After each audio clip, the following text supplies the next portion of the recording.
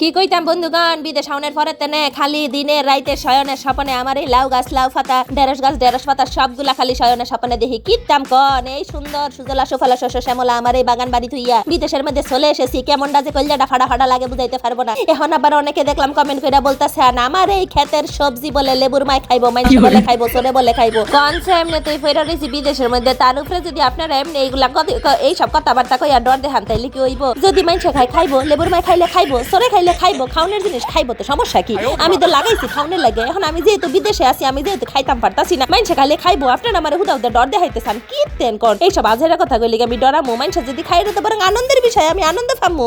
তো যাই হোক, আমার বাড়ির আশেপাশে যেতেরা আছেন, আপনারা যদি আমার বাড়িতে কোনো শাক সবজি, ঢেঁড়স, ফুলকপি কিছু আইনা খাইতেছেন যান, আজকে বলগে কইয়া দিলাম একেবারে নির্বিচারে গিয়ে নিয়ে আসবেন, আমার কোনো আপত্তি নাই। তো যাই হোক, এইদিকে আবার আমি আপনাদেরকে আজকে দেখাইতে এসেছি যে আমি দেশে থাকতে কিতা কিতা আমি খেয়ে এসেছি, মানে কিতা কিতা আমার কপালে জুটেছিল খাওয়ার জন্য। এইদিকে একটা টমেটো পেয়েছিলাম, সাথে করে ছোট ছোট পালং শাক, ছোট ছোট মরিচ, তারপরে কয়টা লাউ পাতা, তারপরে কয়টা করলা, তারপরে লম্বা চূড়া কতগুলা বেগুন, এগুলা মোটামুটি আমার কপালে জুটেছিল। লগে করে কতগুলা শশাও জুটেছিল। মাগ গো মা, এত পরিমাণে শশা খেয়েছি মুখের মধ্যে হেতা বুতা হয়ে গেছে। এমনি শশার কোনো স্বাদ নাই, তার উপরে স্বাদহীন শশা খেতে খেতে খেতে খেতে মোটামুটি আই মজায় তারপর বিদেশে এসেছি। তো বন্ধুগণ, আজকে আমি আমার সবজি বাগান থেকে জিতা কালেক্ট করেছি, সেগুলো সুন্দর করে এখন গসা মজা করে দিয়ে নিতেছি। যেহেতু এখানে প্রচন্ড পরিমাণে কাদা কুদা লেগে থাকে, যার কারণে ভালো মতো জিনিসগুলো ধুইতে হবে। এদিকে মাইটা চুলার মধ্যে অল্প পরিমাণে ডেস্কির মধ্যে পানি বসাই দিয়েছি। এখন আমি যেটা করবো, একে একে আমার সবজিগুলো সুন্দর করে সিদ্ধ করে তুলে নিব। প্রথমে আমি এখানে দিয়ে দিলাম করলা, মানে উস্তা ও মা গো মা, কি জমতিতা এগুলা। আগে যদি জানতাম এই জিনিস এত পরিমাণে দিতাম, আমি লাগাইতামই না। তো যাই হোক, যেহেতু লাগাই ফেলছি, এখন তার ফালাই দিতে পারি না, খাইতে হবে। তারপরে এখন করলাগুলা সিদ্ধ করে পানিটা চেঞ্জ করে আবার এই পানির মধ্যে দিয়ে দিতেছি আমি অন্যান্য যাবতীয় সবজি। এখানে আবার সালমাই সুন্দর করে আমার বাগান থেকে একটা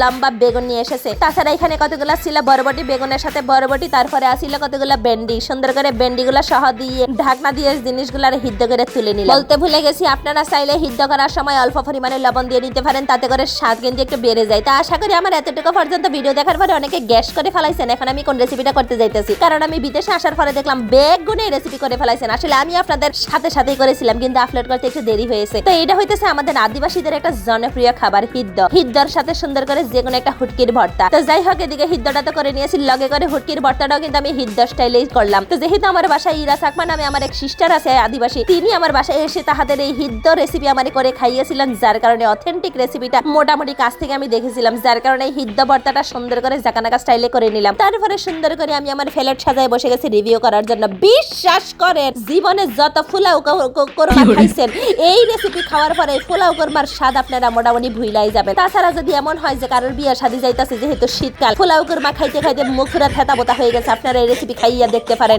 এত পরিমাণে স্বাদ লাগে, হুদা মাত্র একটা ভর্তা দিয়ে এতগুলা হিদ্দ সবজি কেমনে এত স্বাদ লাগে ভাই রে ভাই। তো যাই হোক, তেল ছাড়া জল ছাড়া এই রেসিপি আপনারা যদি না খান তাহলে বুঝবেন না এটার মর্ম। অবশ্যই এটা বানায়া খাইবেন এবং খাইয়া কইবেন কেমন লাগছে। আমার তো বাপু একেবারে মনে হইতাছিল পুরো অমৃত খাইতাছি।